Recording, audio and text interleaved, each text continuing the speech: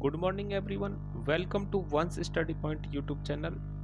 आइए इससे पहले वीडियो में पूछे गए क्वेश्चन पर बात करते हैं।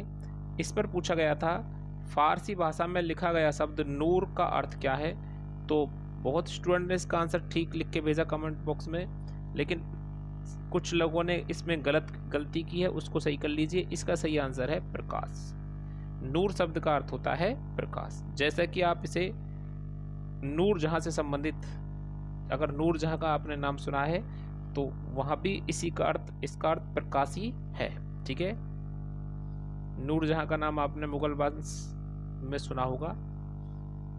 आइए स्टार्ट करते हैं। तो मैं जय भगवान शर्मा आपका हार्दिक स्वागत करता हूं अपने इस करंट अफेयर्स के वीडियो में। जी हाँ दोस्तों, आइए स्टार्ट करते हैं आज का सबसे महत्वपूर्ण क्वेश्चन जो शुरू हो रहा है 2023 से।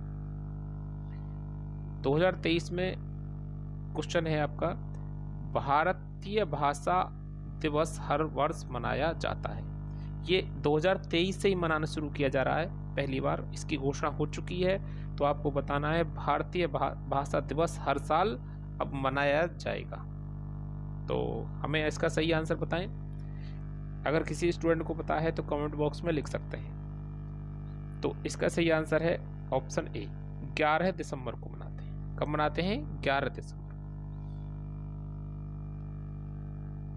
इससे जुड़ी हुई जानकारी आपके साथ दो लाइनों में पढ़ें। 2 स्टार हैं आपके साथ जो जुड़े हुए हैं, महत्वपूर्ण स्टार हैं। सितंबर 2023 में केंद्र सरकार ने प्रतिवर्ष 11 दिसंबर को भारतीय भाषा दिवस मनाने की घोषणा कर दी है।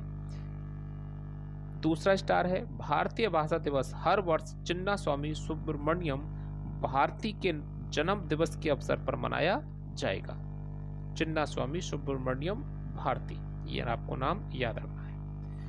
इसी के साथ नेक्स्ट क्वेश्चन है आपका, बहुत ही मोस्ट इम्पोर्टेंट क्वेश्चन है। ट्रांसजेंडरों के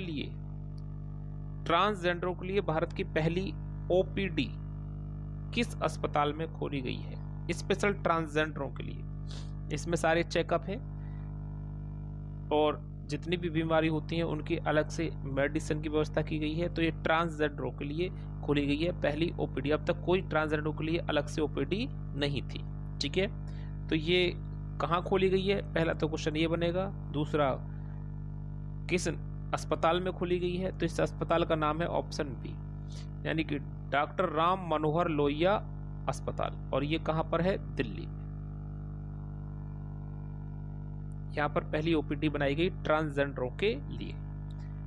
आइए इससे जुड़ी हुई कुछ जानकारी देखिए। डॉक्टर राम मनोहर लोहिया RML अस्पताल दिल्ली में ट्रांसजेंडरों के लिए भारत की पहली ओपीडी खोली गई है। और ये याद रखें, ओपीडी का पूर्ण रूप से भी आपसे पूछा जा सकता है, out patient department. Out patient department इसका फुल फॉर्म होता है। आज आपको एक क्वेश्चन मैं और नया बता रहा हूं, देखिए ध्यान से। ये जो क्वेश्चन है आपका, आपने अभी तक हॉस्पिटल का नाम सुना होगा, हॉस्पिटल की फुल फॉर्म नहीं पढ़ी होगी। ठीक है, तो इस हॉस्पिटल की फुल फॉर्म है home of sick people including treatment and labour. ठीक है, इसी के साथ इस क्वेश्चन की जानकारी इतना ही। और इससे जुड़ी हुई जानकारी जब रिवीजन वीडियो बनाऊंगा करंट अफेयर्स का, तो उसमें आपको मैं और डिटेल से बताने की कोशिश करूंगा। ठीक है, वीडियो अच्छा लगा तो शेयर करें, लाइक करें, और चैनल अगर नए हैं, हमारे चैनल पर नया विजिट कर रहे हैं चैनल पर, तो आप इसको सब्सक्राइब भी कर लीजिए। दूसरा क्वेश्चन है, उन्नति हुड्डा का संबंध किस खेल से? बहुत ही मोस्ट इम्पोर्टेंट क्वेश्चन है। उन्नति हुड्डा का संबंध किस खेल से है? तो 4 ऑप्शनों में से एक सही आंसर है इसका, और वो है ऑप्शन बी, बैडमिंटन। बैडमिंटन से जुड़ी हुई है उन्नति हुड्डा। आइए इससे जुड़ी हुई जानकारी आपके साथ एक बार उन्नति हुड्डा को आप देख लीजिए।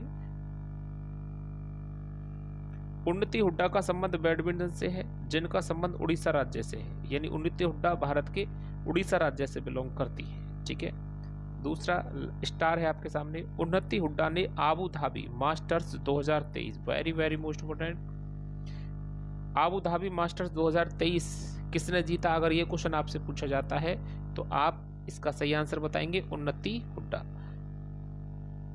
महिला वर्ग का एकल खिताब जीत लिया है, तो उन्नति हुड्डा ने आबू धाबी मास्टर्स 2023 में महिला वर्ग का एकल खिताब जीत लिया है, ये आपको यहाँ ध्यान रखना है। नेक्स्ट क्वेश्चन इसी से जुड़ा हुआ है, और इन्होंने क्या किया था पिछले साल यानी 2022 में, उन्नति हुड्डा ने BWF का खिताब जीतने वाली सबसे कम उम्र की महिला का रिकॉर्ड बनाया था पिछले वर्ष, ठीक है, 14 साल की थी। इसी में एक दो क्वेश्चन मैंने और जोड़े हैं, इस क्वेश्चन से थोड़ा हट के हैं लेकिन बैडमिंटन से जुड़े हुए हैं, ठीक है। तो ओलंपिक पदक जीतने वाली भारत की पहली बैडमिंटन खिलाड़ी साइना नेहवाल हैं, ध्यान दें ये महिला हैं, इन्होंने 2012 के लंदन ओलंपिक में कांस्य पदक जीता। तो आपसे पूछा जाए कि ओलंपिक में कोई भी पदक जीतने वाली पहली महिला, तो आपका आंसर आना चाहिए साइना नेहवाल, वो भी बैडमिंटन में, ठीक है। 2022 के ओलंपिक में इन्होंने ये कारनामा करके दिखाया था। यहीं पर पुरुष की बात करेंगे तो देखिए पुरुष के लिए मैंने क्वेश्चन यहाँ पर आपको दिखाया है।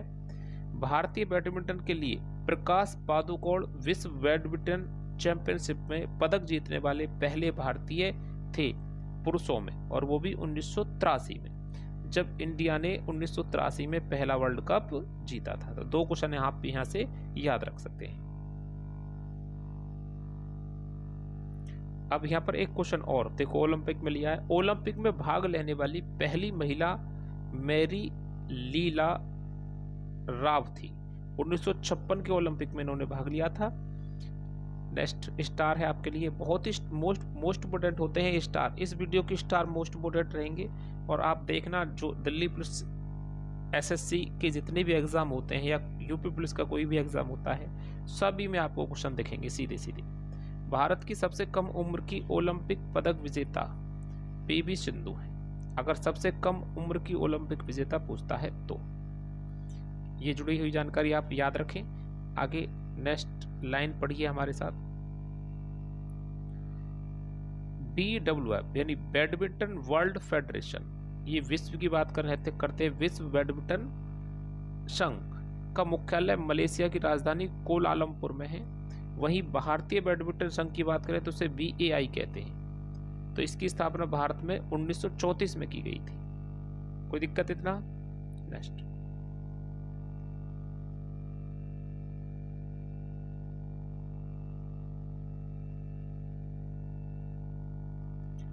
भारत की पहली बैडमिंटन खिलाड़ी थी ज्वाला गुट्टा, ये याद रखना है आपको, ज्वाला गुट्टा। बैडमिंटन रैकेट की अधिकतम ऊंचाई, जो बैडमिंटन खेलने का जो बैट होता है उसे रैकेट कहते हैं, पहले तो ये याद रखना है आपको। और इसकी जो लंबाई है या कितनी है, 680 mm, ठीक है। और बैडमिंटन खेल में 21 अंक के 3 गेम शामिल होते हैं, 0-0 से शुरू होते हैं, यानी 0-0 से शुरू होकर 21 अंक के 3 गेम खेले जाते हैं, ठीक है। आपको ये भी अंक भी पूछ सकता है, ये भी थोड़ा ध्यान रखें। नेक्स्ट इसमें आपके लिए है,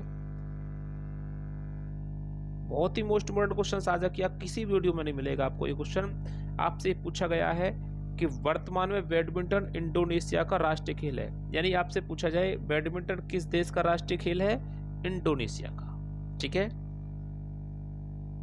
नेक्स्ट क्वेश्चन है आपके सामने,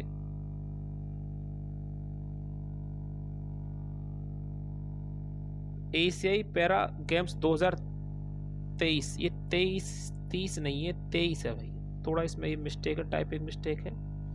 23 में क्लब थ्रो में स्वर्ण पदक किस भारतीय ने जीत लिया है? जैसा कि आप जानते हैं पैरा ओलंपिक खेल जो है आपका चीन के हांगझोउ में ही खेले जा रहे हैं, ठीक है, 22 अक्टूबर से लगातार चले हुए हैं, ठीक है। आपको इनमें से बताना है कि जो क्लब थ्रो है उसमें स्वर्ण पदक किस भारतीय ने जीता है। तो सही ऑप्शन है इसका ऑप्शन ए, प्रणब शर्मा। आइए और प्रणब शर्मा से जुड़ी हुई जानकारी एक लाइन के साथ पढ़ लेते हैं।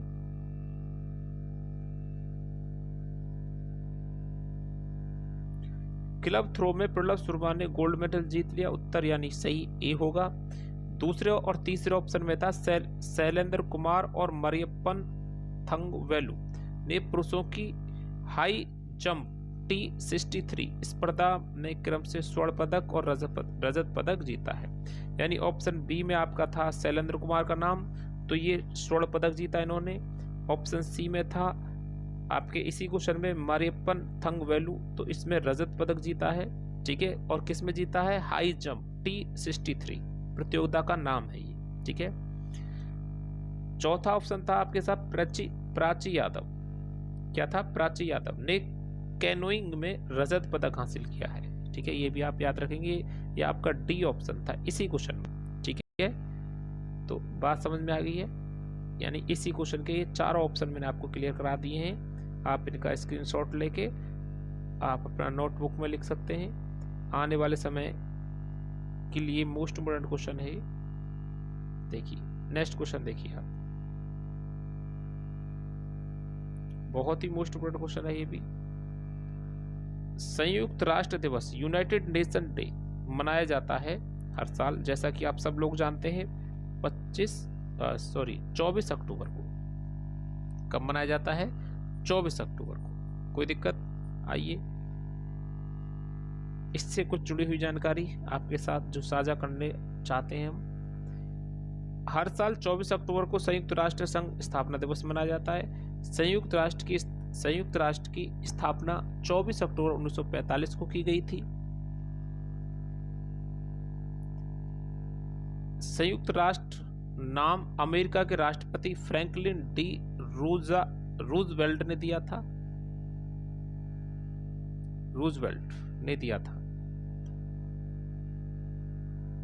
संयुक्त राष्ट्र में 6 अंग हैं जिनकी स्थापना 1945 में कर दी गई।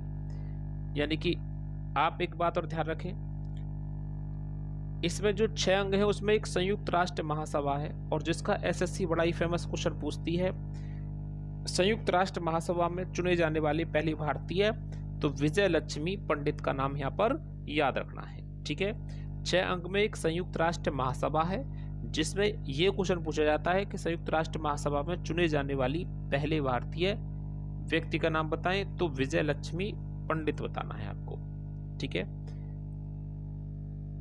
संयुक्त राष्ट्र संघ में 30 अक्टूबर 1945 को भारत शामिल हुआ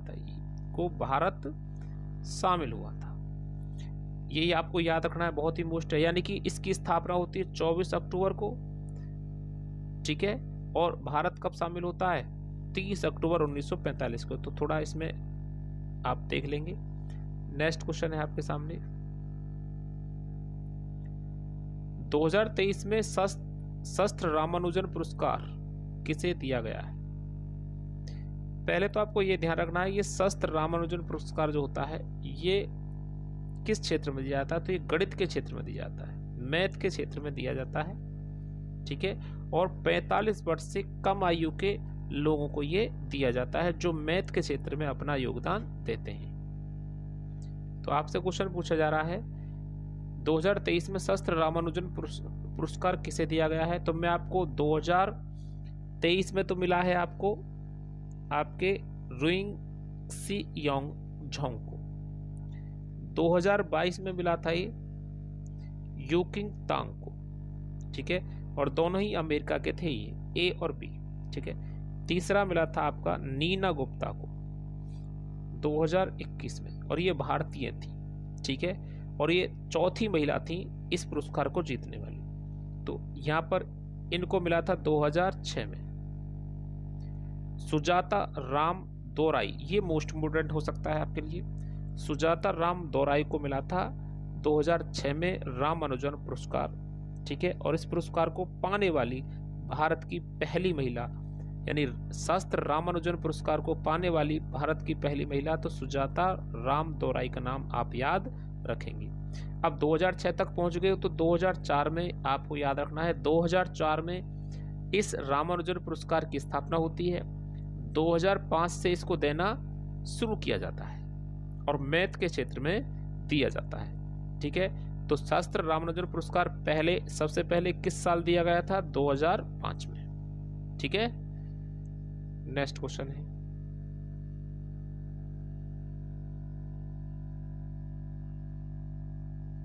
बहुत ही बढ़िया क्वेश्चन है ये भी।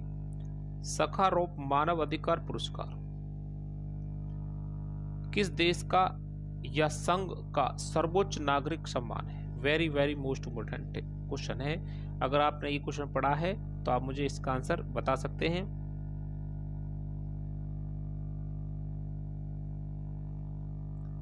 ठीक है, मैं बता देता हूं। तो ये यूरोपीय संघ जो है, यूरोप में जितने भी देश शामिल हैं, ठीक है, उन सभी का देशों का जो ग्रुप है उनका सर्वोच्च नागरिक सम्मान है सखारोव मानव अधिकार पुरस्कार।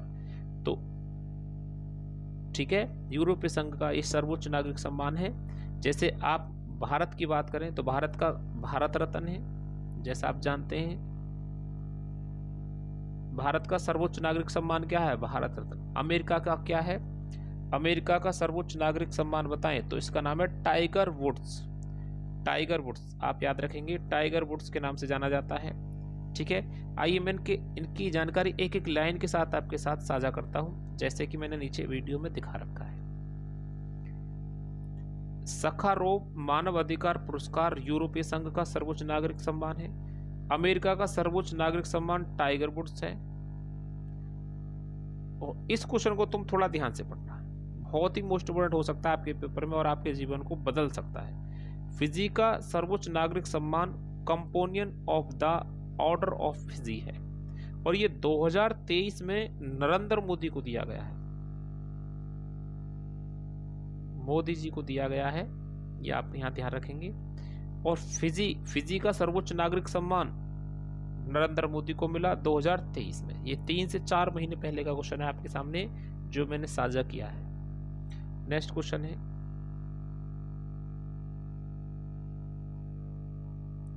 हाल ही में चर्चा में रही अबाबिल हथियार प्रणाली किस देश की मिसाइल प्रणाली है? अबाबिल हथियार प्रणाली किस देश की मिसाइल प्रणाली है जिसका अभी हाल ही में परीक्षण किया गया है? तो सही आंसर बनेगा इसका पाकिस्तान। ये पाकिस्तान की मिसाइल प्रणाली है जिसका सफलतापूर्वक परीक्षण किया जा चुका है। ठीक है, कोई दिक्कत इतना नहीं है। नेक्स्ट क्वेश्चन आपके लिए रहेगा, आपको बताना है, आज मैं मुजबानी क्वेश्चन पूछूंगा आपसे। आपको बताना है कि अमेरिका का राष्ट्रीय खेल क्या है। कमेंट बॉक्स में इसका आंसर लिखें, अमेरिका का राष्ट्रीय खेल क्या है। ठीक है, इसका आंसर आप मुझे कमेंट बॉक्स में लिख के देंगे। मैं जब वीडियो शुरू करूंगा नेक्स्ट डे तो आपको इसका सॉल्यूशन, इसका आंसर बताऊंगा। तब तक देखते हैं कितने लोगों को ये छोटी सी जानकारी पता है। ठीक है, और कितने लोग हमारे साथ ये जानकारी साझा करते हैं, कमेंट बॉक्स में लिख के भेजें। तब तक के लिए जय हिंद।